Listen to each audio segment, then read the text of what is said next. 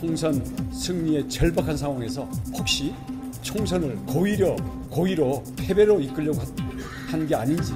국민의힘 당대표를 두고 경쟁하는 원희룡 후보는 거짓말이 들통나면 후보직을 내려놓으라며 한동훈 후보를 향해 공세를 폈습니다. 그러자 한 후보 마치 노상방뇨하듯 오물 뿌리고 도망간다며 원 후보를 저격했는데요. 늘 이런 식으로 오물을 끼얹고 도망가는 방식, 이게 원희룡 후보가 말하는 그 자랑스러운 정치 경험입니까? 그런 정치 경험 저는 배우고 싶지 않네요. 원희룡 후보는 한동훈 후보를 향해 3가지 의혹을 제기했습니다. 비대위원장 시절 친인척을 통한 사적 공천, 법무부 장관 시절 댓글팀 운영, 또 김경률 전 비대위원을 금감원장으로 추천했다는 의혹 중 하나라도 사실이면 후보직을 사퇴하겠냐고 물었습니다. 김경률 의원을 금감위원으로 추천한 그런 사실이 없습니다. 그런 사실이 없고요. 저한테 색깔론을 씌우는 쪽에서 오히려 말씀하시면서 그런 논리들이 자승자박이 되는 것 아닌가 생각이 듭니다. 나머지 두 의혹에 대해서도 사실이 아니라며 원 후보가 거짓 마타도어를 하고 선관위 핑계로 안 하겠다 해놓고선 다시 말을 바꾸는 구태 정치를 하고 있다고 주장했습니다. 한동훈 위원장 당시 비례공천 문제가 심각하다고 말씀하셨는데 어떤 취지인지 한 번 더 말씀 주세요. 이미 보도가 냈기 때문에 그것으로 제가 가름하겠고요. 제가 뭐 더 바꿀 말은 없습니다.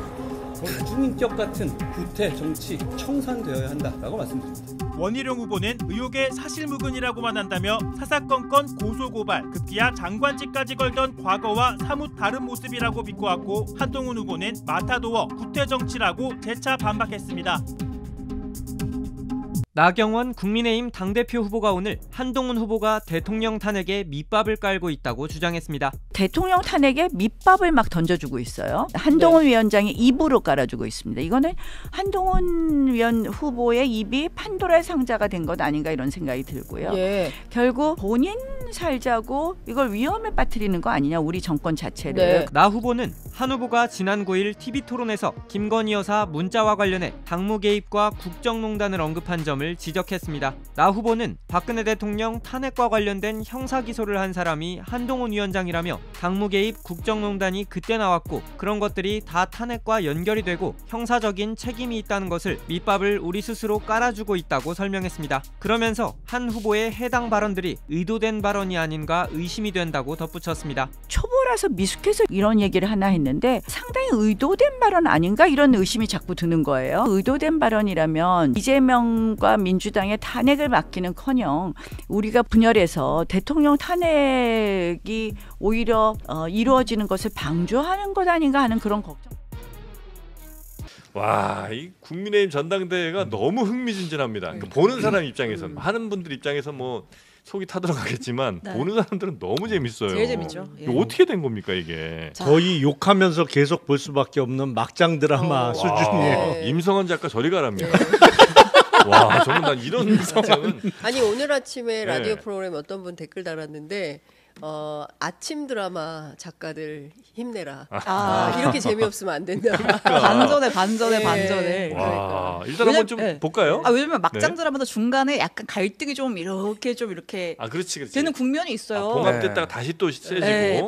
반전이. 왜냐면 분명히 1차 TV 토론회 때 네거티브를 안 하겠다라고 했었거든요. 그래서 그때 한동훈 후보가 내 사천 논란에 대해서 답하라라고 하니까 원희룡 후보가 선대위 권유도 있고 좀 이렇게 내가 오늘 넘어가겠다라고 했었는데 어제 바로 다시 다시 네거티브 시작됐습니다. 자, 어저께 그 부산 백스코에서 열린 부울경 합동 연설회가 있었어요. 연설회도 약하진 않았는데 연설회 끝나고서 기자들 앞에서 한 질의응답에서 제대로 붙었습니다. 들어볼게요. 볼까요? 그것도 대통령 연구인이 집권 여당이 책임자에게 그런 얘기를 하셨다면 그 의사소통을 통해 사실은 대통령도 설득할 수 있는 한 줄기 빛, 최후의 희망이 열린 것 아니겠습니까?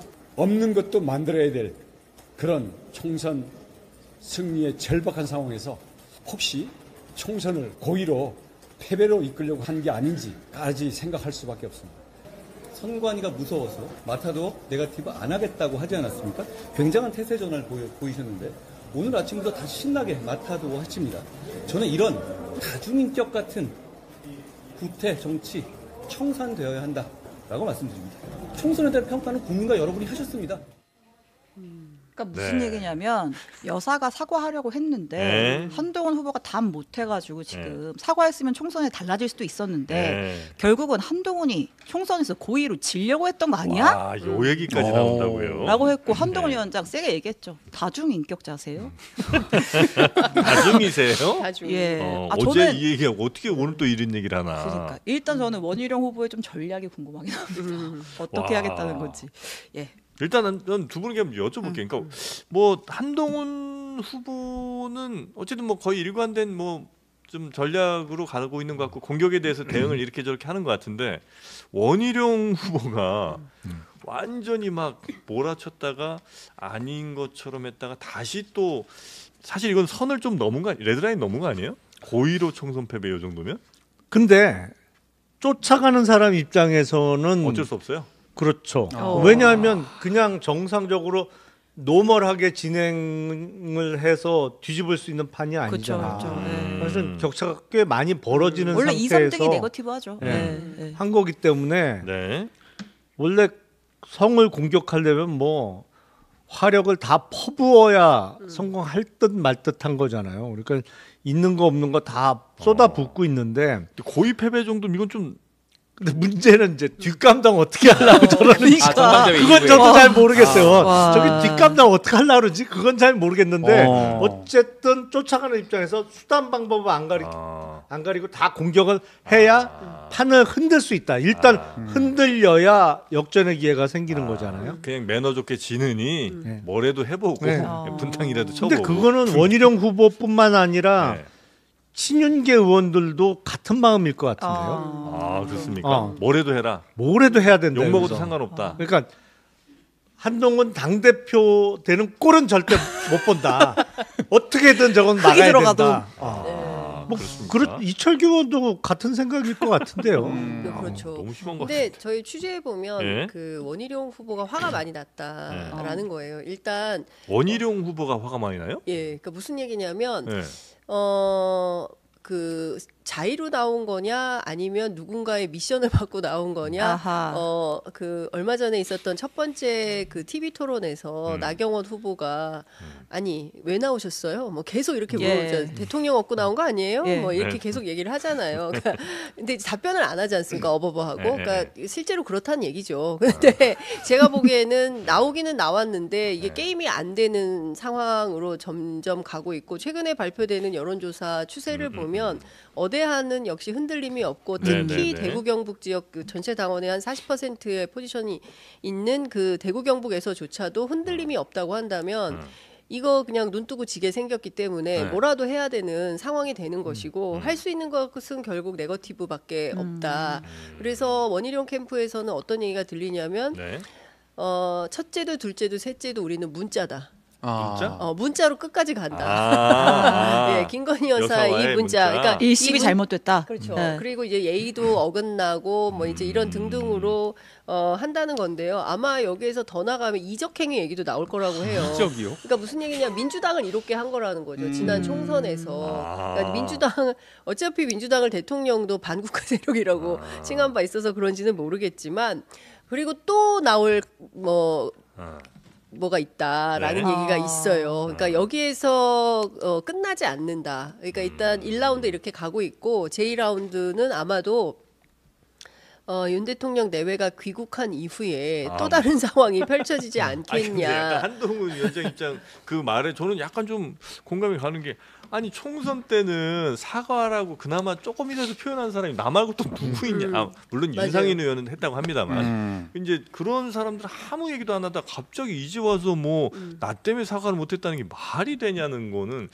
약간 좀 그래 보이긴 하거든요. 저도 한동훈 위원장 입장에서는 상당히 억울했고 그래서 지난 TV 토론에서 그래서 그때 뭐 하셨어요? 막 계속 물어보잖아요. 제가 사과하라고 했을 때 그때 뭐라고 하셨습니까? 그때 사과하라고 뭐 말씀하신 분 있으십니까? 뭐 이제 이러면서 막 몰아갔는데 한동훈 위원장 입장에서는 억울할 수는 있고 그렇지만 뭐 여러 가지 문제가 동시다발로 터지면서 또 방어해야 되는 측면도 존재를 하는 것이죠. 저는 이제 댓글팀 문제가 굉장히 나중에 아킬레스건이 될 걸로 보이는데 대응을 못 하고 있는 거잖아요. 안 한다고 주장을 하지만 실제로 장해찬 최고가 많이 갖고 있는 것 같고 그래서 하나하나 까기 시작하면 지금 제가 보기에는 폭로에 난타에 결국엔 막장으로 가서 이거 공멸각으로 가는 거 아닌가. 왜냐하면 저는 한동훈 위원장이 이 얘기를 굉장히 이게 주목해서 보는 포인트가 뭐냐면 그날 TV 토론에서 당시 상황을 다 제가 고려하면요. 정부가 위험해집니다. 이런 얘기를 해요.